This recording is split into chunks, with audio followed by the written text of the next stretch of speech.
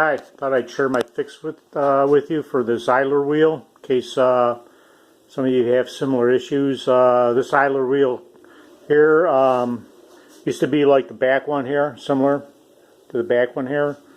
But it was mounted by a bracket that was welded into place on this tube here. And at one point I had this chain pop up and hop below and grab underneath the idler wheel that was here.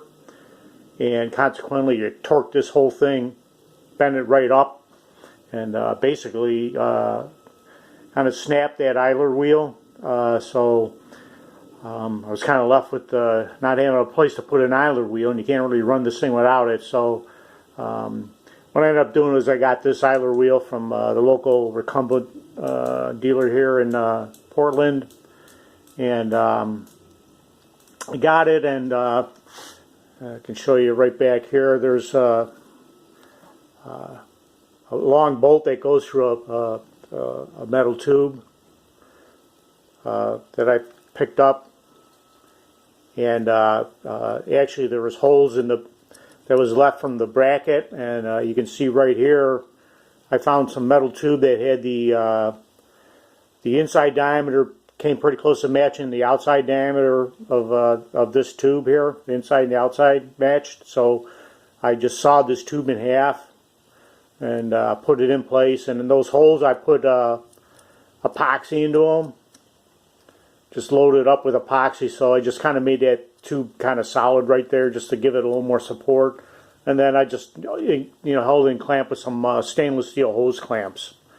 And to keep the chain from popping around, I just kind of rigged up some tie wraps onto this upper bar here that holds the chain, this chain in place, to keep that from jumping. Well, this one can't jump out anymore on me, so that's kind of locked in place. And I'll go around to this side and show you. You get a better look at the tube here. Like I said, there's just a long bolt that comes through that idler wheel is running on. Inside this tube, around that bolt, I put some vinyl tubing and slipped it in there. Fit in really well. And then I used just a couple eye bolts and some more of this flat stock worked really well. And I put actually got a little piece of a wood wedge. Wood wedge right in here because this aluminum, once you start torquing down on it, it wants to start bending. So I just wanted to keep it from bending too far up. So the two eye bolts hold it into place. It's snug. You're using just some lock nuts, self-locking nuts there with nylon inserts on them. It holds it in place. It works really well. I don't have any more problems with the chain jumping on me. I don't have to worry about the thing bending.